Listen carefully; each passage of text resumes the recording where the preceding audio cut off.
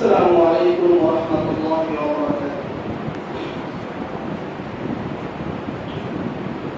إن الحمد لله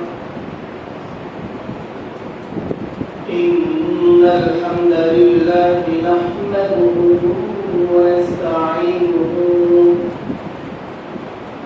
ونستغفره ونؤمن به ونتوكل عليه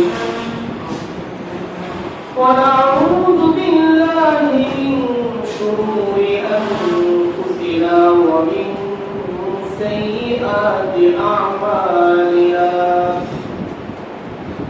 من يهده الله فلا مضل له ومن يضلل فلا هادي له ونشهد أن لا إله إلا الله وحده لا شريك له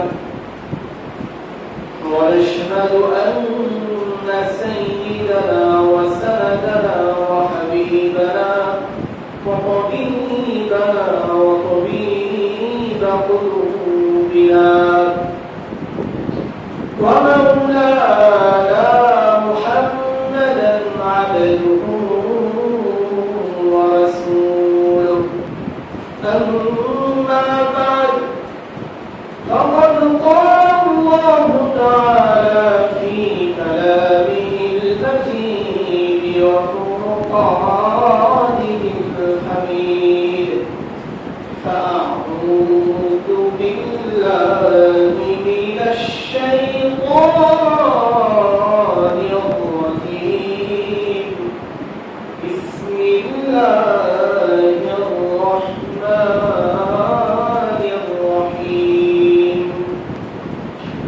واتل عليهم نبأ بني آدم بالحق إذ قربا قربانا فتقبل من أحدهما ولم يتقبل من الآخر قال لأقتلنك قال إنما يتقبل الله من المتقين.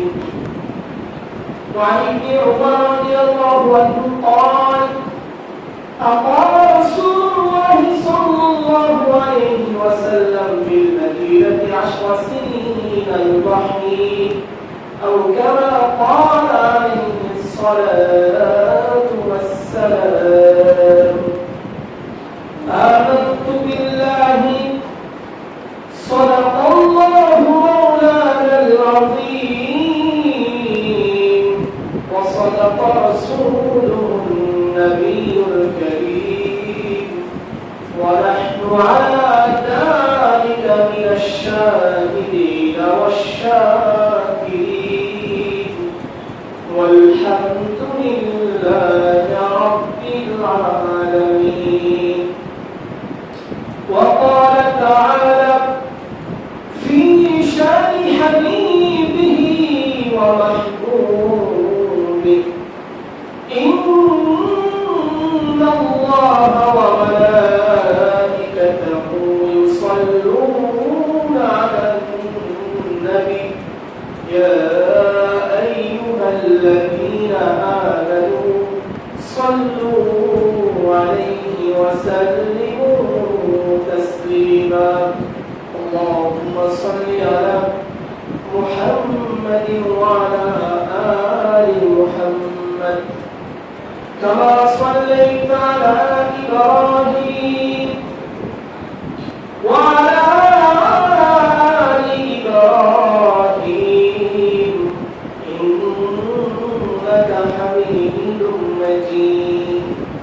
اللهم بارك على محمد وعلى آل محمد كما باركت على إبراهيم وعلى آل إبراهيم إنك حميد مجيد. রব্বে কারীমের আলিশান দরবারে লাখো কোটি বার শুকরিয়া জ্ঞাপন করছি, পরমশিরে সুজুদ পেশ করছি যে মহান রব্বুল ইজ্জত জাল্লা শান আমাদের পিতার পবিত্রতম বিধান জুমা নামাজ পড়াতে তার কাছে পৃথিবীর সবচেয়ে শ্রেষ্ঠতম জায়গা মসজিদ আসার বসার সুযোগ করে দিয়েছেন। আমাদেরকে সমাজের প্রতিকূল পরিবেশ অবস্থা থেকে রক্ষা করেছেন, যাবতীয় বিপদ আপদ বালা মুসিবত থেকে হেফাজত করেছেন, সুস্বাস্থ্য দান করেছেন, যাবতীয় রোগ ব্যাধি থেকে আমাদেরকে শেফা দান করেছেন, আমাদেরকে তার ইবাদতের জন্য মনোনীত করেছেন, কবুল করেছেন। সেজন্য সকল অন্তর করবে আলহামদুলিল্লাহ। প্রিয় সুধী, আজ 23 জিলকদ 1445 হিজরি সন 17 জ্যৈষ্ঠ 1431 বঙ্গাব্দ ও 31 মে 2024 খ্রিস্টাব্দ। প্রিয় সুধী, আমাদের সামনে বছর পরিক্রমায় আবার পবিত্র ঈদুল আযহা তথা কুরবানির ঈদ সমাগত।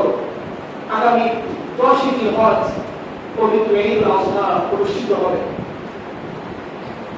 ঈদুল আযহা তথা কুরবানি, কুরবানি এই শব্দটি আরবি পূর্ব থেকে উদ্ভূত। এর অর্থ হচ্ছে নৈকট্য লাভ করা, নিকটবর্তী হওয়া। ওই ভাষায় কুরবানি বলা হয় নির্দিষ্ট মাসে নির্দিষ্ট সময়ে নির্দিষ্ট জন্তুকে আল্লাহ তাআলা নামে আল্লাহ তাআলা সন্তুষ্টির জন্য জবাই করা। কুরবানি এটা পৃথিবীর সর্বপ্রথম যে মানব ছিলেন হযরত আদম আলাইহিস সালাম, তার যুগ থেকেই এর সূচনা হয়েছে। হযরত আদম আলাইহিস সালামের পুত্র হাবিল ও কাবিল, তাদের মাধ্যমে সর্বপ্রথম এই কুরবানি দৃষ্টান্ত পাওয়া যায়। হযরত আদম আলাইহিস সালামের ওই সময় আল্লাহ রাব্বুল ইজ্জতের যে নিজাম, এই পৃথিবীতে মানব সৃষ্টির যে প্রক্রিয়া, যখন আল্লাহ রাব্বুল ইজ্জত পৃথিবীতে মানব বিস্তারের ইচ্ছা পোষণ করেছেন, ওই সময় যেহেতু হযরত আদম আলাইহিস সালাম ছাড়া পৃথিবীতে অন্য কোনো মানুষই ছিল না, তাই হযরত আদম আলাইহিস সালামের শরীয়তে ইনস্ট্যান্ট তাৎক্ষণিকভাবে বংশ বিস্তারের যে প্রক্রিয়া ছিল সেটা হচ্ছে প্রতি গর্ভ থেকে যে পুত্র এবং কন্যা সন্তান জন্মগ্রহণ করবে, এটা তার পরবর্তী গর্ভ থেকে যে সন্তান জন্মগ্রহণ করবে তাদের সাথে বিবাহ বন্ধনে আবদ্ধ করা। কিন্তু একই গর্ভে যে সন্তান কন্যা এবং পুত্র জন্মগ্রহণ করত, তাদের জন্য বিবাহ হারাম ছিল। তাদের জন্য বিবাহ কি ছিল? তাদের জন্য বিবাহ হারাম ছিল। তারা পরস্পরে সহোদর ভাই বোন বলে তারা বিবেচিত হতো। কিন্তু এক গর্ভের সন্তান পরবর্তী গর্ভের সন্তানের সাথে বিবাহ ছিল, বৈধ ছিল। আর ওই সময় আল্লাহ তাআলার বিশেষ কুদরতে প্রতিটা গর্ভে এক জোড়া করে সন্তান জন্মগ্রহণ লাভ করত।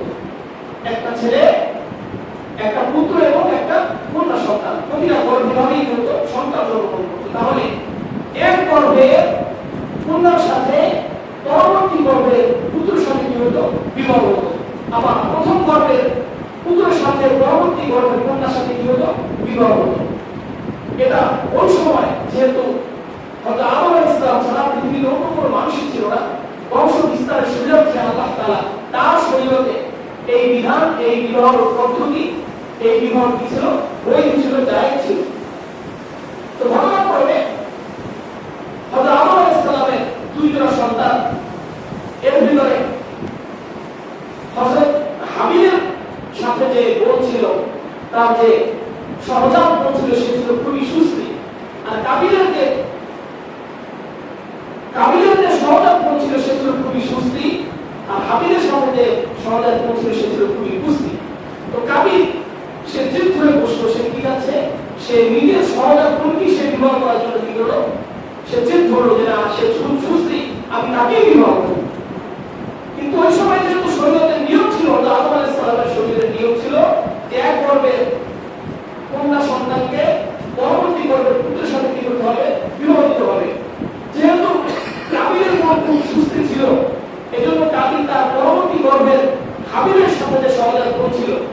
আপনকে সে কি করতে পারে, বিবাহ করার জন্য সে আগ্রহী ছিল না, সেটাকে বিবাহ করতে পারে। কারণ হাবিলের গুণ ছিল কি, হাবিলের সহজাত গুণ ছিল মানে কুস্তি পতাকা দেখতে ভালো ছিল না। এই জন্য কাবিল মনে মনে ভাবলো যে আমি আমার সহজাত যে গুণ আছে তাকে আমি কি করবো, কাবিল সেই তাকে বিবাহ করার জন্য কি করলো, জেদ করলো। এরপর হল আদম আলাইহিস সালাম তাদের এই সমস্যা নিরসনের জন্য তাদেরকে বললো যে তোমরা কোরবানি করো। কি হলো, তোমরা কোরবানি দাও। তোমাদের ভিতর থেকে যা কোরবানি আল্লাহ তাআলার কাছে কবুল হবে, ধরে নেওয়া হবে সেই কি আছে সঠিক, এবং তার দাবি কি হবে, মেনে নেওয়া হবে। আর ওই সময় হযরত কাবিল সে কৃষি কাজ করতো, এই জন্য সে কি করলো, পাহাড়ের চূড়ায় কিছু কৃষি পণ্য, কিছু শস্য দ্বারা সে কোরবানির উদ্দেশ্যে রেখে দিয়ে আসতো। আর কাবিল সে মেষ, দুম্বা, ভেড়া ইত্যাদি পশু পালন করতে, এই জন্য সে হৃষ্টপুষ্ট একটি দুম্বা সে কি করলো, পাহাড়ের চূড়ায় দিয়ে আসতো। আর ওই সময়কার কোরবানির পদ্ধতি ছিল যার কোরবানি আল্লাহ তাআলার কাছে কবুল হতো, তারটা আসমান থেকে একটি অগ্নিশিখা এসে জ্বালিয়ে পড়ে ভস্ম করে দিয়ে আবার অন্তর্হিত হয়ে যেত, অদৃশ্য হয়ে যেত। এই ধারাবাহিকতা যখন হযরত হাবিল ও কাবিল উভয় কি করলো, কোরবানি দেওয়ার জন্য তাদের নির্দিষ্ট বস্তুকে তারা পাহাড়ের চূড়ায় রেখে আসলো। আসার পরে হযরত হাবিলের কোরবানি আল্লাহ তাআলার কাছে কবুল হয়ে গেল। তার দুম্বার আসমান থেকে একটি অগ্নিশিখা এসে জ্বালিয়ে পড়ে ভস্ম করে দিয়ে আবার অন্তর্হিত হয়ে গেল। কিন্তু কাবিলের যে কোরবানি তার উৎসর্গিত যে পূর্ণ শস্য দ্বারা যেমন ছিল তেমনই করে রইল। এরপরে যখন কাবিল সে ব্যর্থ হলো, অকৃতকার্য হলো, সে ক্ষোভে রাগে ফেটে পড়লো এবং সে এক পর্যায়ে বলে দিল যে আমি তোমাকে অবশ্যই হত্যা করবো। কি বলবো, হাবিলকে সম্বোধন করে বললো যে আমি অবশ্যই তোমাকে কি করবো, হত্যা করবো। এরপরে সে যেমন কথা, তার যেমন চিন্তা তেমনই কাজ, সে কি করলো, তার আপন ভাইকে সে কি করে ফেললো, হত্যা করে ফেললো। আর পৃথিবীতে এটাই ছিল সর্বপ্রথম হত্যাকাণ্ড। হযরত আদম আলাইহিস সালামের উভয় পুত্রের এই যে ঘটনা, তাদের কোরবানির যে ঘটনা, আল্লাহ রাব্বুল ইজ্জত এটা পবিত্র কালামুল্লাহ শরীফে সূরাত মায়দার মাঝে বিশদভাবে আলোচনা করেছেন। আল্লাহ রাব্বুল ইজ্জত সূরাত মায়দা 27 নম্বর আয়াত থেকে 25 নম্বর আয়াত, কয়েকটি আয়াতে ধারাবাহিকভাবে তাদের এই ঘটনাকে বিস্তরভাবে বর্ণনা করেছেন এবং প্রিয় নবী মুহাম্মদ আহমদ মুস্তাফা সাল্লাল্লাহু আলাইহি সাল্লামকে এই ঘটনা মানুষের কাছে বিশদভাবে যথাযথভাবে বর্ণনা করার জন্য আল্লাহ রাব্বুল ইজ্জত তাকে নির্দেশ প্রদান করেন। আল্লাহ তাআলা বলেন, ওয়াতলু আলাইহিম নাবা আবনাই আদম বিল হাক্ক ইয قربا قربانا فتقبل من أحدهما ولم يتقبل من الآخر قال لأقتلنك قال إنما يتقبل الله من المتقين. الذين شكروا واتل عليهم نبأ ابني آدم بالحق. হে নবী, আপনি আমাদের উভয় পুত্রের ঘটনা মানুষের কাছে আপনি বিশদভাবে বর্ণনা করেন, যথাযথভাবে বর্ণনা করেন। ইন করবা কুরবানান ফাতুকবিলা মিন আহাদিহিমা ওয়া লাম ইউতাকাব্বাল মিনাল আখার। যখন তারা উভয় ভাই উভয় ভ্রাতা কুরবানির জন্য তারা নিকটবর্তী হলো, কুরবানি করলো, ফাতুকবিলা মিন আহাদিহিমা, তাদের একজনের কুরবানি আল্লাহ রাব্বুল ইজ্জত কবুল করলেন, একজনের কুরবানি গ্রহণ করলেন। ওয়া লাম ইউতাকাব্বাল মিনাল আখার, আরেকজনের কুরবানি আল্লাহ তাআলা কবুল করলেন না, গ্রহণ করলেন না। ক্বালা লাআকতুলান্নাক, তখন কাবিল তার বড় ভাই কাবিল সে রাগান্বিত হয়ে বলে ফেলল, লাআকতুলান্নাক, আমি অবশ্যই তোমাকে হত্যা করব। হযরত হাবিল তার উত্তরে বলল, ক্বালা ইন্নামা ইয়াতাকাব্বালুল্লাহু মিনাল মুত্তাকিন। তুমি আমাকে যদি হত্যা করতে চাও আমি তোমাকে হত্যা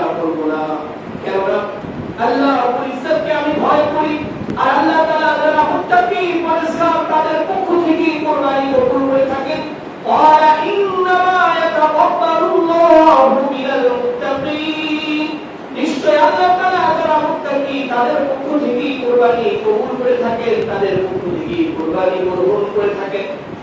অর্থাৎ আদম আলাইহিস সালামের উভয় পুত্রের এই ঘটনা যখন কাবিল বলল যে আমি অবশ্যই তোমাকে কি করব, হত্যা করব, তখন হাবিল বলল ক্বালা ইন্নামা ইয়াতাকাব্বালুল্লাহু মিনাল মুত্তাকিন। হাবিল বলল আমি তোমাকে হত্যা করব না। কি বলেছে?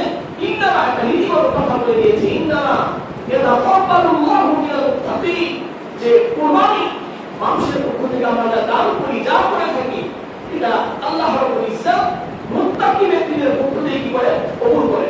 যারা আল্লাহকে ভয় করে, যাদের ভিতরে আল্লাহর ভয় আছে, আল্লাহ রাব্বুল ইজ্জত তাদের পক্ষ থেকে কি করে থাকে, তাদের কুরবানি, তাদের দানগুলো কবুল করে থাকে। তাই সে নীতিগত একটি কথা বলে দিয়ে ক্বালা ইন্নামা ইয়াতাকাব্বালুল্লাহু মিনাল মুত্তাকিন, নিশ্চয়ই কুরবানি এবং যাবতীয় বিষয় এই সব কিছু যারা মুত্তাকি আল্লাহ রাব্বুল ইজ্জত তাদের পক্ষ থেকে তাদের তাই কি করে থাকে, কবুল করে থাকে। এটা কে বলল?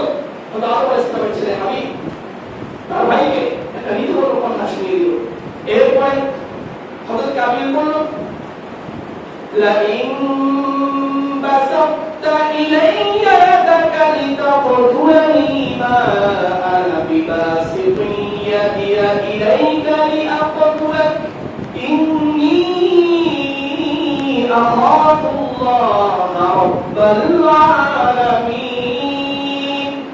হযরত হাবিল কাবিলের উত্তরে যখন কাবিল বলল আমি অবশ্যই তোমাকে হত্যা করব, হাবিল তার উত্তরে বলল লাইন বাসাতা ইলাইয়া ইয়াদাকা, তুমি যদি তোমার হাত সম্প্রসারণ করো লিয়াকতুলানি, আমাকে হত্যা করার জন্য, মা আনা বিবাসিতিন ইয়াদিয়া ইলাইক, আমি আমার হাত, মা আনা বিবাসিতিন ইয়াদিয়া ইলাইকা লিআকতুলাক, আমি আমার হাত তোমাকে হত্যা করার জন্য সম্প্রসারণ করব না। আমি কি করব না? তুমি যদি আমাকে হত্যা করতে চাও, তোমার হাত আমার দিকে সম্প্রসারণ করলেও আমি তোমাকে হত্যা করার জন্য আমার হাত সম্প্রসারণ করব না। কেন? তিনি বললেন ইন্নী আখাফুল্লাহ রাব্বাল আলামিন, নিশ্চয়ই আমি আল্লাহ তাআলাকে ভয় করি, আমি আল্লাহ তাআলাকে ভয় করি, এজন্য আমি তোমাকে হত্যা করার জন্য আমি উদ্যত হব না, এবং আমি তোমাকে হত্যাও করব না, আমার হাত তোমার দিকেও বাড়াবো না। কেন? আমি কি বলেছি? বলে আল্লাহ তাআলাকে ভয় করি, ইন্নী আখাফুল্লাহ, আমি আল্লাহ তাআলাকে ভয় করি, রাব্বাল আলামিন, তিনি সমগ্র জাহানের পালনকর্তা, আমি আল্লাহ তাআলাকে ভয় করি, এজন্য আমি তোমাকে কি করব না, হত্যা করব না। এটা আমাদের একটা শিক্ষা, যাদের ভিতরে আল্লাহ তাআলার ভয়, যারা কি করবে, আল্লাহ তাআলাকে ভয় করবে, যাদের ভিতরে আল্লাহ তাআলার ভয় থাকবে, তারা কোনো গুনাহের কাজ করতে পারবে না, তারা মানুষের প্রতি জুলুম করতে পারে না, তারা অন্যের প্রতি অন্যায় আচরণ করতে পারে না, তারা কাউকে ঠকাতে পারে না, কাউকে ধোঁকা দিতে পারে না, কারোর সাথে দুর্নীতি, কারোর প্রতি অভিযোগ করতে পারে না। যাদের ভিতরে কি থাকে? এর করি আল্লাহ তাআলার ভয় থাকে। এজন্য আমাদের জন্য শিক্ষা হচ্ছে আমরা সবাই আমাদের প্রতিটা কাজে কর্মে সবসময় কার নাম অন্তরায় করি, আল্লাহ তাআলার ভয় অন্তরায় রাখবো। হযরত হাবিল আলাইহিস সালামের পুত্র হযরত হাবিল বলল ইন্নী আখাফুল্লাহ রাব্বাল আলামিন, আমি অবশ্যই আল্লাহ তাআলাকে ভয় করি, যিনি সমগ্র জাহানের প্রতিপালক, আমি আল্লাহ তাআলাকে ভয় করি, এজন্য আমি তোমাকে হত্যা করব না। এরপর তিনি বলেন ইন্নী উরিদু আন তাবুআ বিইসমি ওয়া ইসমিকা ফাতাকুনা মিন আসহাবিন নার ওয়া যালিকা জাযাউয যালিমিন।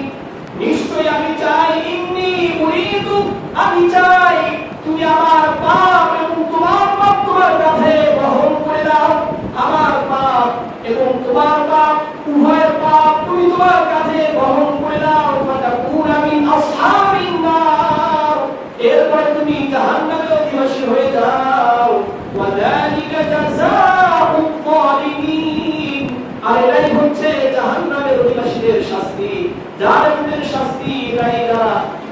যারা জুলুম করবে তাদের ঠিকানা কি হবে? তাদের ঠিকানা জাহান্নাম।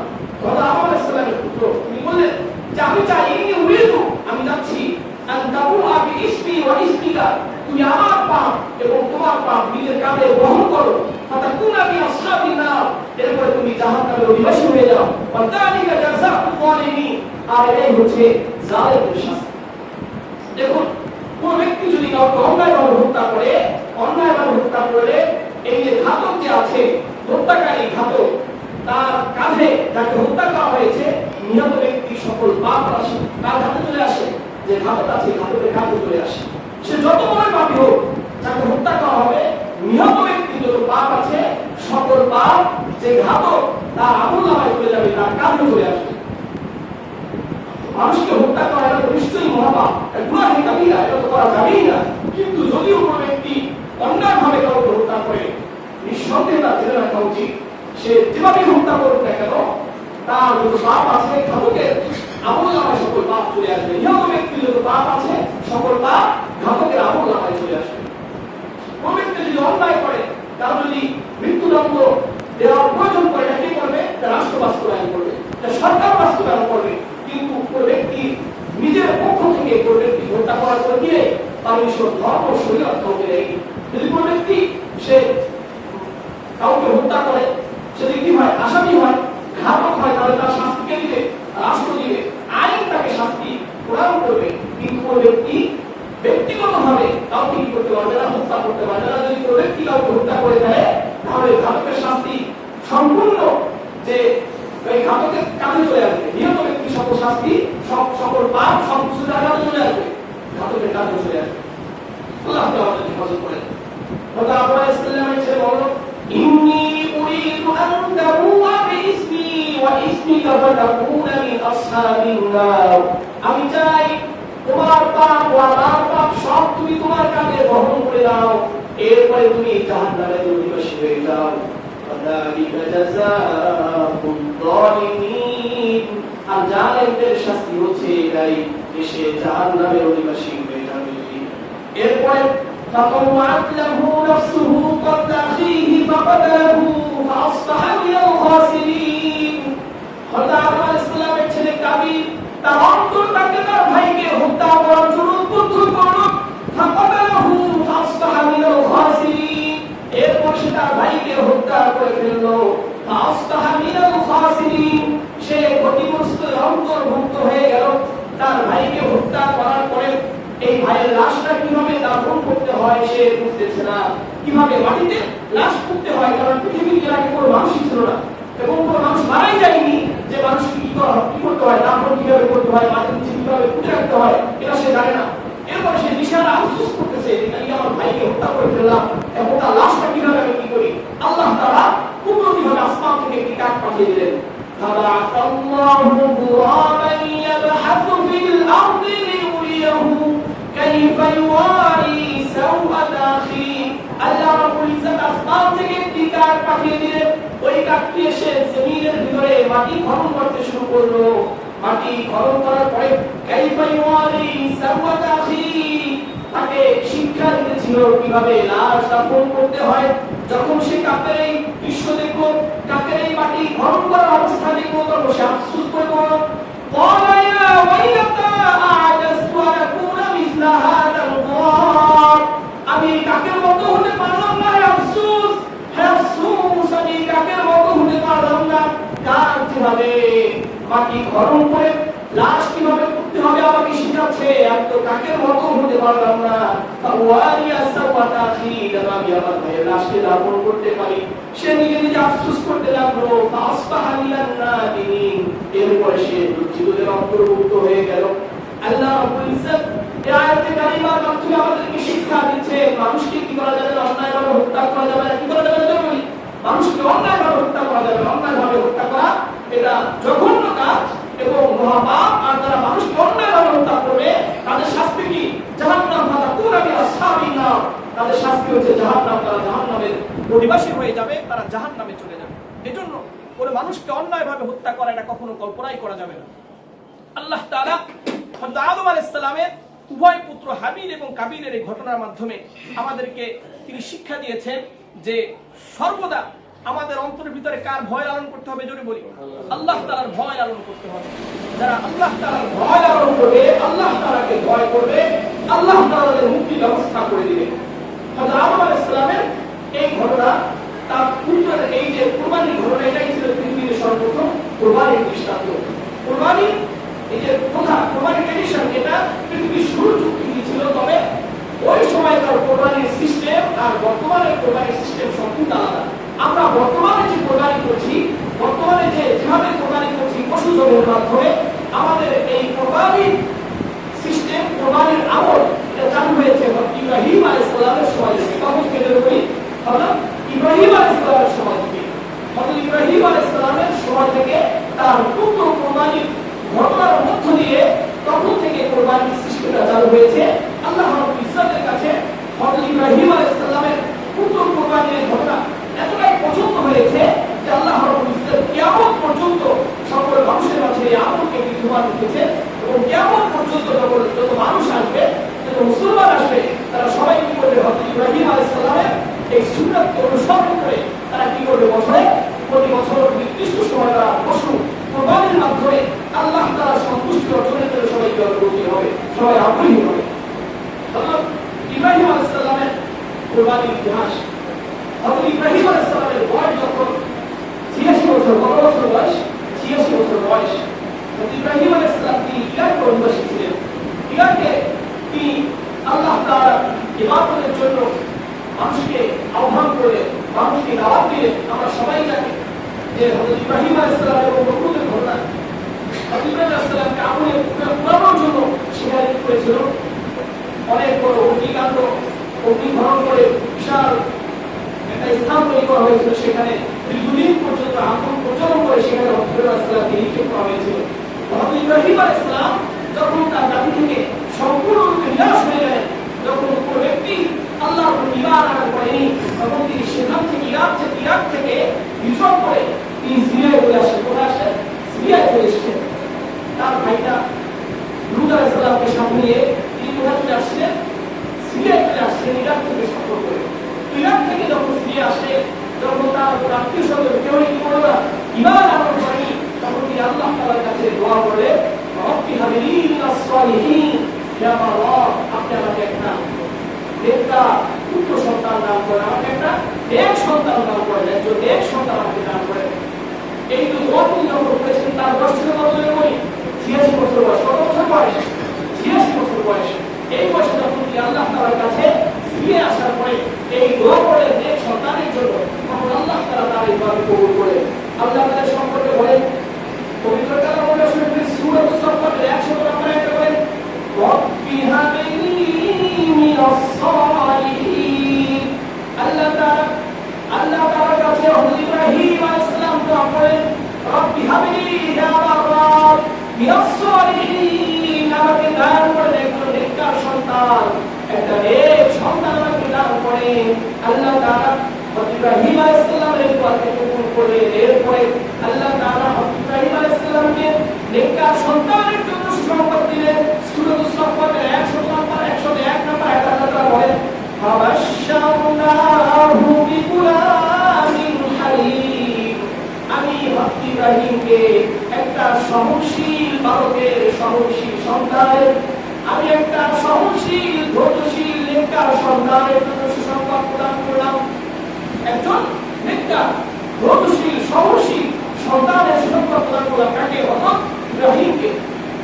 এদিকে হযরত ইব্রাহিম আলাইহিস সালামের স্ত্রী বিবি সারা, তার গর্ভে যখন কোনো সন্তান আসছিল না, বৃদ্ধ বয়সে পরিণত হয়েছে, তিনি যখন দেখলেন তার কোনো সন্তান হওয়ার কোনো সম্ভাবনা নেই, এদিকে হযরত ইব্রাহিম আলাইহিস সালাম আল্লাহর কাছে দোয়া করেছে এবং নেককার সন্তান আল্লাহ তাআলা তাকে দিবেন, সহনশীল একজন সন্তান তাকে দিবেন। এই সংবাদ আল্লাহ তাআলা হযরত ইব্রাহিম আলাইহিস সালাম করেছে, জানিয়ে দিয়েছে। এদিকে বিবি সারা যখন কোনো সন্তান হচ্ছে না, তার কাছে বিবি হাজেরা নামক মা হাজেরা নামক একজন দাসী তার কাছে ছিল। সেই দাসীকে তিনি হযরত ইব্রাহিম আলাইহিস সালামের কাছে দিয়ে দিলেন, বললেন এই দাসী আপনি নিয়ে নেন। এরপর হযরত ইব্রাহিম আলাইহিস সালাম তাকে বিবাহ করলেন এবং বিবি হাজেরার গর্ভ থেকে কি হলো? হযরত ইসমাঈল আলাইহিস সালামের জন্ম হয়েছে। বিবি হাজেরা এটা ভিন্ন আরেকটি ঘটনা আছে। যখন হযরত ইব্রাহিম আলাইহিস সালাম ইরাক থেকে তিনি সিরিয়ায় সফর করে আসছিলেন, ওই সময় তার একজন মিশরের শাসক ছিল, ফেরাউন নামক মিশরের নিকৃষ্ট শাসক ছিল। তার একটা নির্দিষ্ট কর্মকাণ্ড ছিল, যখনই কোনো পথিক রাস্তা দিয়ে আসতো এবং সে যখন জানতে পারত যে একজন নারীর সাথে পুরুষ আছে এবং এই নারীটা তার স্ত্রী, তখন সে তাকে নিয়ে জোরপূর্বক তার সাথে অপকর্ম লিপ্ত হতো। এটা ছিল তখনকার ওই শাসকের একটা নিকৃষ্ট কর্মকাণ্ডের অংশ। এই ধারাবাহিকতায় তিনি যখন হযরত ইব্রাহিম আলাইহিস সালামকে পেলেন যে সস্ত্রীক তিনি এখানে আসছেন, আসার পরে তাকে ধরার পরে জিজ্ঞেস করে এই মহিলাকে তখন হযরত ইব্রাহিম আলাইহিস সালাম বলেছেন সে আমার বোন। কি বলেছে? আমার বোন। বোন বলেছে এই হিসাবে তখন যেহেতু পৃথিবীতে মুমিন ব্যক্তি বলতে কেবলমাত্র ওই নারী তার সাথে ছিল, এই হিসেবে তিনি বোন হিসেবে তিনি কি বলেছেন যে আমার বোন।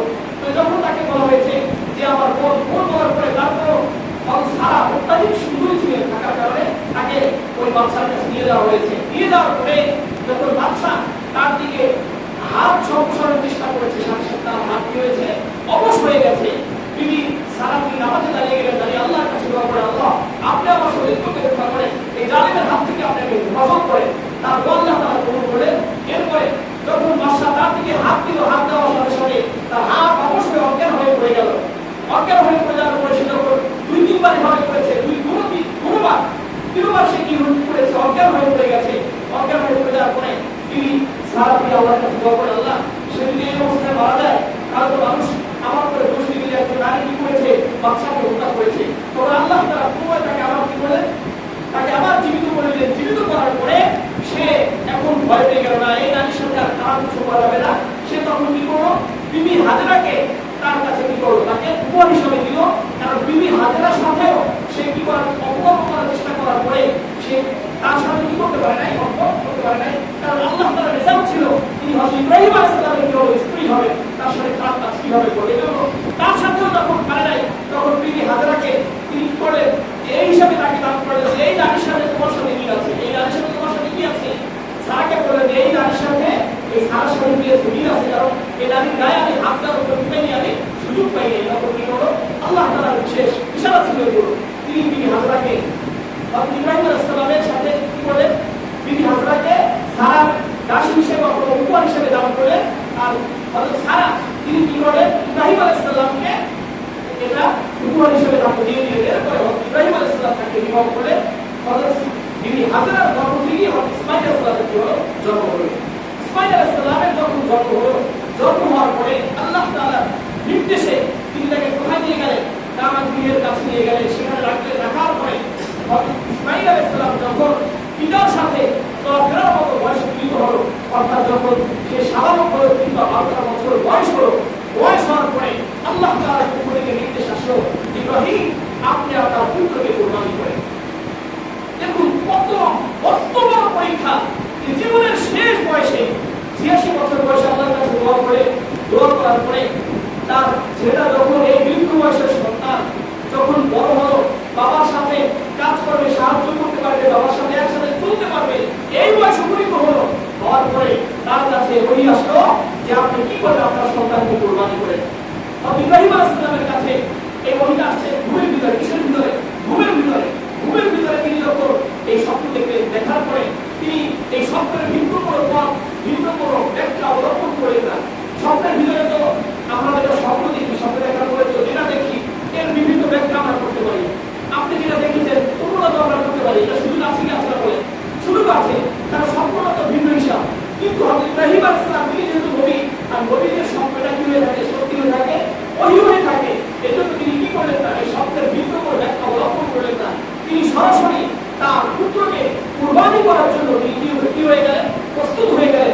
এরপরে তিনি চিন্তা করলেন আমি আমার পুত্রকে কুরবানি করবো, আমার পুত্রের মতামতটা কি? তার মতামত আমি জেনে নিই, যদি তার মতামত জেনে নিই তাহলে আমার জন্য সহজ হবে। এরপর হযরত ইব্রাহিম আলাইহিস সালাম তার পুত্রকে হযরত ইসমাঈল আলাইহিস সালামকে তার স্বপ্নের কথা বললেন। আল্লাহ তাআলা তার এই ঘটনা সূরা সফফাতের ভিতরে 23 নম্বর পারা, সূরা সফফাতের 100 নম্বর আয়াত, 101 নম্বর মানে ধারাবাহিক কয়েকটি আয়াতে আলোচনা করেছেন। আল্লাহ তাআলা সূরা সফফাতের 102 নম্বর আয়াত বলেন, فَلَمَّا بَلَغَ مَعَهُ السَّعْيَ قَالَ يَا بُنَيَّ إِنِّي أَرَىٰ فِي الْمَنَامِ أَنِّي أَذْبَحُكَ فَانظُرْ مَاذَا تَرَىٰ فَلَمَّا بَلَغَ مَعَهُ السَّعْيَ হযরত ইসমাঈল আলাইহিস সালাম যখন পিতার সাথে চলাফেরার মতো বয়স উপনীত হলো, যখন পিতার সাথে চলতে ফিরতে পারে এমন বয়স উপনীত হলো, হযরত ইব্রাহিম আলাইহিস সালাম বললেন, ক্বালা ইয়া বুনাইয়া, হে আমার বৎস, হে আমার পুত্র, ইন্নী আরা ফিল মানাম, আমি স্বপ্নে দেখেছি আন্নী আযবাহুকা ফানজুর মাযা তারা, আমি তোমাকে জবে করছি, আমি স্বপ্নে দেখছি,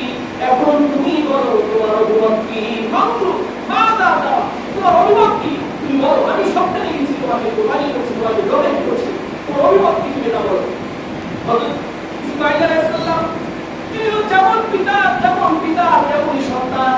পিতার মতো তিনি তার বিচক্ষণতার পরিচয় দিলেন।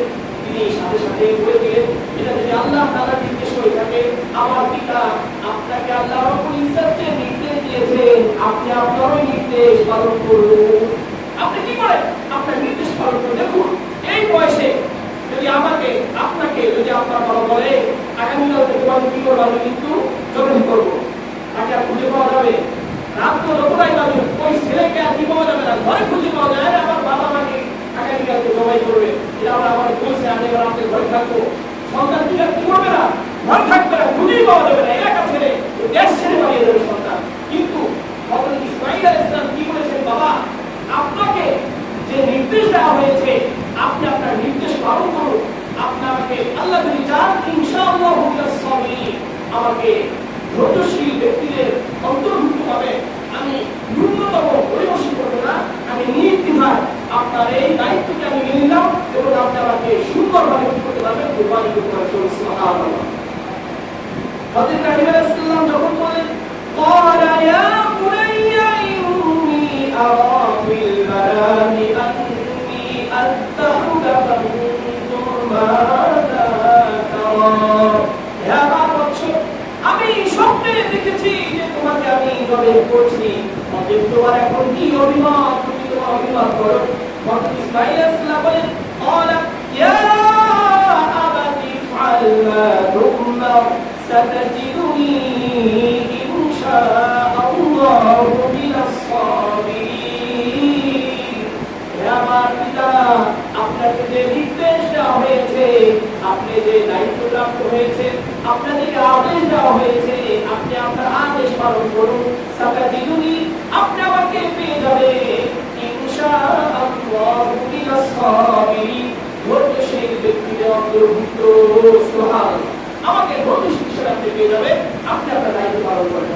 এরপরে হযরত ইব্রাহিম আলাইহিস সালাম ইসমাঈল আলাইহিস সালামকে সাথে নিয়ে ইনার প্রান্তরে যখন গেলেন কুরবানি দেওয়ার জন্য, সেখানে বসে ফালাম্মা আসলামা ওয়া তাল্লাহু লিল জাবিন। তাফসীরের কিতাবে আছে, হযরত ইব্রাহিম আলাইহিস সালাম যখন ইসমাঈল আলাইহিস সালামকে সাথে নিয়ে যাচ্ছিলেন, শয়তান তাকে বারবার ধোঁকা দিচ্ছিল। যখন প্রথমবার ধোঁকা দিল, প্রথমবার তিনি জামানায় তিনটা স্থানে পাথর জায়গায় করতে হয়, তিন জায়গায় জামানায় সুবা, উসবা, কুবা, এই তিন জায়গায় প্রথমবার যখন তাকে শয়তান কি করতেছিল, এই কুরবানির কাছ থেকে বিরত রাখার চেষ্টা করতেছিল, তখন তিনি 7টা কবর প্রথমবার কি বলে নিক্ষেপ করে। এরপরে দ্বিতীয়বার শয়তান আবার তাকে এই কাজ থেকে বিরত রাখার চেষ্টা করছিল, তখন জামানায় উসবায় তিনি 7টি কবর নিক্ষেপ করে। এরপরে আবার পুনরায় যখন শয়তান তাকে এই কাজ থেকে বিরত রাখার চেষ্টা করলো, জামানায় আকবরে জামানায় পুনরায় তিনবার আবার তিনি 7টি কবর নিক্ষেপ করলেন। এই তিনবার আমলটা আল্লাহ তাআলার কাছে এত পছন্দ হলো, কিয়ামত পর্যন্ত সকল মানুষের জন্য এই পাথর নিক্ষেপের আমলটা তিনি জারি করে দিলেন। সুবহানাল্লাহ। ইব্রাহিম আলাইহিস সালামকে কোনোভাবেই আল্লাহ তাআলার এই নির্দেশ থেকে কোনোভাবেই তাকে আটকানো যায়নি, কোনোভাবেই তাকে কি করা যায়নি, কিছু করা যায়নি, কিছু হওয়া যায়নি। তিনি আল্লাহ তাআলার পক্ষ থেকে যে আদেশ রয়েছে শব্দের মাধ্যমে, সেটা পরিপূর্ণ বাস্তবায়নের জন্য তার পক্ষ থেকে যা করা যায় সম্পূর্ণরূপে তিনি তা করলেন। আল্লাহ তাআলা বলেন, ফালাম্মা আসলামা ওয়া তাল্লাহু লিল জাবিন। যখন পিতা পুত্র উভয় যখন কুরবানির জন্য প্রস্তুত হয়ে গেল, রেডি হয়ে গেল, ইসমাঈল আলাইহিস সালামকে যখন ইব্রাহিম আলাইহিস সালামকে জবাই করার জন্য শুনে দিলেন, ওয়া তাল্লাহু লিল জাবিন, কাপ করে যখন শরণ করে দিলেন জবাইয়ের জন্য, আল্লাহ তাআলার কাছে পছন্দ হয়ে গেল। আল্লাহ তাআলা হযরত ইব্রাহিম আলাইহিস সালামকে ডাকে বললেন, ওয়ালা তাইলাহু আইয়া ইব্রাহিম। আল্লাহ তাআলা বলেন, ওয়ালা তাইলাহু, আমি তাকে ডেকে বললাম, আইয়া ইব্রাহিম, হে ইব্রাহিম, কদ সাদাকতা রুইয়া, তুমি তো স্বপ্নকে বাস্তবে পরিণত করে দেখিয়েছো, তুমি তো স্বপ্নকে সত্যি করে দেখালে। ইন্না কাযালিকা নাজিল মুহসিনিন, আমি আল্লাহ তুমি ইব্রাহিমের প্রতি সন্তুষ্ট হয়ে গেছি। সুবহানাল্লাহ। তুমি স্বপ্নকে বাস্তবায়ন করে দেখিয়েছো, আমি তোমাকে স্বপ্নে দেখিয়েছিলাম যেন তুমি মাঝে ভিন্ন কোনো পথ অবলম্বন করতে পারো, কিন্তু তুমি কোনো ধরনের ঝগড়া তুমি করনি, তুমি কোনো ধরনের বাহানা করবে, বাহানা ভুলনি, তুমি তোমার সন্তানকে বাঁচানোর কোনো চেষ্টা করবে। আমি আল্লাহর পক্ষ থেকে তোমাকে যে নির্দেশ দেওয়া হয়েছে স্বপ্নের মাধ্যমে, তুমি তোমার স্বপ্নকে পরিপূর্ণরূপে বাস্তবায়ন করে দেখিয়েছো। ইন্না কাযালিকা নাজজিল মুহসিনিন, আমি আল্লাহ তোমার প্রতি সন্তুষ্ট হয়েছি। ইন্না কাযালিকা, আমি ভাবি নাজজিল মুহসিনিন, নেককারদের প্রতিদান দিয়ে থাকি। আল্লাহ তাআলা নেককারদের প্রতিদান দিয়ে থাকে। তিনি কি প্রতিদান দিলেন? এরপর আল্লাহ তাআলা বলেন, ইন্না হাযা লাহুয়াল বালাউল মুবিন ওয়া ফাদাইনাহু বিযিবহিন আযীম। ইন্না হাযা, নিশ্চয় এটা ছিল লাহুয়াল বালাউল মুবিন, মস্ত বড় পরীক্ষা, সুস্পষ্ট বড় ধরনের পরীক্ষা। ওয়া ফাদাইনাহু বিযিবহিন আযীম, তিনি পরীক্ষায় পাস করলেন, আমি তাকে পুরস্কার স্বরূপ ফাদাইনাহু, তার ছেলের স্থানে বিযিবহিন আযীম, মহান একটি জন্তু এনে দিলাম। মহান একটি জন্তু, তার ছেলের পরিবর্তে আমি তাকে সেখানে দিলাম মহান একটি জন্তু এনে দিলাম। তাফসীরে এসেছে যে দুম্বাটা যখন কোরবানি হয়েছে, এই দুম্বাটাকে 40 বছর জান্নাতে করা হয়েছিল, প্রতিপালন করা হয়েছিল। যখন কুরবানি করার জন্য তার ছেলেকে শাহিদ করা হলো, তাফসীরে এসেছে শাহিদ করার পরে পিতা যখন জোরে জোরে ছেলেকে কুরবানি করার জন্য ছুরি চালাচ্ছে, এরপরে যখন গলা কাটছে না, আল্লাহ তাআলা এটাকে কুদরতিভাবে তার গলার ভিতরে পুরোর একটি আবরণ তৈরি করে দিয়েছিলেন, এজন্য ছুরিতে গলা কাটতে ছিল না। তখন হযরত ইসমাঈল আলাইহিস সালাম বললেন, বাবা আপনি বোধহয় আপনার কৃতজ্ঞ একটি ভাব আছে, হয়তো এটা জাগ্রত হয়েছে, আপনার ভালোবাসার কারণে আপনি আমাকে জবাই করতে পারছেন না, আপনি আমাকে গায়েব করে সহায় করুন। প্রথমে চিৎ করে সহায় করা হয়েছিল, এরপরে যখন ইসমাঈল আলাইহিস সালাম বাবাকে বলে, আমার হাত খুলে ভালোভাবে বেঁধে নিন, আমার পোশাক খুলে ফেলুন এবং আমাকে ভালোভাবে আপনি কাজ করে আপনি জবাই করুন, তাহলে আমার দিকে আপনার নজর করবে না এবং ছুরি এটা আমি আমার চোখে আসবে না, আমি ছুরিটাকে ভালোভাবে দেখতে পারবো না, মানে আপনাকে আপনার জন্য জবাই করা সহজ হয়ে যাবে। যখন ছেলে পিতাকে এই কথা বলে, পিতা উভয় চোখ থেকে অস্ত্র ছেড়ে দিল এবং তাকে জবাই করার জন্য যখন তার পূর্ণ চেষ্টা ব্যয় করল, আল্লাহ তাআলা খুশি হয়ে গেলেন এবং সাথে সাথে জান্নাত থেকে তার জন্য একটি দুম্বা পাঠালেন। ইব্রাহিম আলাইহিস সালামের ইসমাঈল আলাইহিস সালামের পরিবর্তে ওই দুম্বাটা কুরবানি হয়ে গেল। কি হয়ে গেল? দুম্বা কুরবানি হয়ে গেল এবং কিয়ামত পর্যন্ত এই আমলটা আল্লাহ তাআলার কাছে এতটাই পছন্দ হলো, কিয়ামত পর্যন্ত সকল মানুষের মাঝে এই আমলটা তিনি কি রাখলেন? চালু রাখলেন। আল্লাহর সম্পর্কে সম্পর্কে আপনারা করে ওয়া তাওয়াক্কালনা আলাইহি ফিল আখিরিন, আমি আমলটাকে কিয়ামত পর্যন্ত যত মানুষ পৃথিবীতে আগমন করবে সকল মানুষের মাঝে আমলটাকে আমি চলমান রাখলাম। কি রাখলাম? চলমান রাখলাম। এবং কিয়ামত পর্যন্ত যত মানুষ আসবে সকল মানুষ এই যে দুম্বা কুরবানি করে, আমরা যে পশু কুরবানি করি, 7টি পশু দিয়ে 6টি পশু দিয়ে কি করা যায়? কুরবানি করা যায়। আমরা যে পশু দিয়ে কুরবানি করি, এই কুরবানির আমলটা এসে থেকে ধরে বলি হযরত ইব্রাহিম আলাইহিস সালামের এই পুত্র কুরবানির ঘটনা থেকে এই আমাদের কুরবানির কথা বর্তমানে আমরা যেভাবে কুরবানি করছি এটা আসে। কিন্তু এর পূর্বে কুরবানির ভিন্ন পন্থা ছিল যে ব্যক্তি কুরবানি করে আসমান থেকে একটি আগুন এসে ওই কুরবানির জিনিসকে কি করতে জাবিয়ে করে ভস্ম করে দিয়ে আবার অপরিত হয়ে যেত। কিন্তু হযরত ইব্রাহিম আলাইহিস সালাম যখন তার পুত্রকে কুরবানি করার জন্য চেষ্টা করে, সম্পূর্ণ চেষ্টা ব্যয় করে, আল্লাহ তাআলার কাছে তার আমলটা এতটাই পছন্দ হলো যে আমল পছন্দ হওয়ার কারণে কিয়ামত পর্যন্ত সকল মানুষের মাঝে তার এই সুন্নাতকে, তার এই আমলকে বিদ্যমান রাখবেন এবং কিয়ামত পর্যন্ত যে মানুষ আসবে সকল মানুষই কি করবে? এই কুরবানির আমল করতে হবে। সুবহানাল্লাহ। আমরা সবাই কুরবানি করতে রাজি আছি ইনশাআল্লাহ। দেখুন এখানে কুরবানির এই ঘটনার মাধ্যমে আমাদেরকে কি শিক্ষা দেওয়া হয়েছে? আমাদেরকে শিক্ষা দেওয়া হয়েছে আমাদের জান, আমাদের মাল, আমাদের যা কিছু আছে, ছেলে সন্তান অর্থ করি, সবকিছু কার জন্য করি? আল্লাহ তাআলার কার জন্য? আল্লাহ তাআলার জন্য। আমাদের যা কিছু আছে এই সবকিছু আমরা কার জন্য করি? সবকিছু কার জন্য? আল্লাহ তাআলার জন্য। আমাদের যা কিছু আছে, আমাদের ছেলে সন্তান, আমাদের অর্থ করি, গাড়ি বাড়ি, টাকা পয়সা যা কিছু আছে সবকিছু কার জন্য করি? আল্লাহ তাআলার জন্য। সবকিছু আল্লাহ তাআলা, আল্লাহ তাআলার জন্য করতে হবে, কুরবানি করতে হবে, উৎসর্গ করতে হবে। এ সম্পর্কে আল্লাহ তাআলা আমাদেরকে সূরাতুল আনআমের মাঝে 162 নম্বর আয়াত, 8 নম্বর পারা সূরাতুল আনআমের 162 নম্বর আয়াত আল্লাহ তাআলা বলেন, কুল ইন্না সলাতি ওয়া নুসুকি ওয়া মাহইয়ায়া ওয়া মামাতি লিল্লাহি রাব্বিল আলামিন। কুল হে নবী আপনি বলেন, ইন্না সলাতি, আমাদের নামাজ, ওয়া নুসুকি, আমাদের কুরবানি, ওয়া মাহইয়ায়া ওয়া মামাতি, লিল্লাহি রাব্বিল আলামিন, সমগ্র জাহানের পালনকর্তা আল্লাহ তাআলার জন্য। আমাদের সবকিছু কার জন্য বলি? আল্লাহ তাআলা। আমাদের নামাজ কার জন্য বলি? নামাজ কার জন্য পড়ে? কাউকে দেখানোর জন্য? নামাজ কার জন্য বলি? আল্লাহ তাআলার জন্য। রোজা কার জন্য রাখি বলি? হজ কার জন্য করি? কাউকে দান করি কার জন্য? আমাদের সব কিছু কার জন্য করি? কুরবানি কার জন্য করি? গোশত খাওয়ার জন্য নাকি আল্লাহর জন্য? কুরবানি অবশ্যই কি আল্লাহ তাআলার জন্য। এবং আমাদের জীবন কার জন্য? আমাদের জীবন কার জন্য? এবং আমাদের মৃত্যু কার জন্য? এই সব কিছু কার জন্য? আল্লাহ তাআলার জন্য। এটাই হচ্ছে কুরবানি শিক্ষা। আমাদের জান, আমাদের মাল, আমাদের জীবন, আমাদের মরণ, আমাদের যা কিছু আছে আল্লাহ তাআলার রাহে যখন ডাক আসবে আল্লাহ তাআলার জন্য তখন কি করতে হবে? সব উৎসর্গ করে দিতে হবে। এটা ছিল সাহাবায়ে কেরামের চরিত্র। যখন রাসূল কারীম সাল্লাল্লাহু আলাইহি ওয়াসাল্লাম যখনই কোন সাহাবায়ে কেরামকে আমন্ত্রণ জানিয়েছেন, ডাক দিয়েছেন যুদ্ধের জন্য, জিহাদের জন্য, নিজেদের জীবন দিয়ে সাহাবায়ে কেরাম হাজির হয়ে গেছে। তাদের জান উৎসর্গ করেছে, তাদের মাল উৎসর্গ করেছে, সব কিছু তারা কি করেছে? আল্লাহর জন্য উৎসর্গ করে দিয়েছে। এটাই হচ্ছে আমাদের কুরবানি শিক্ষা।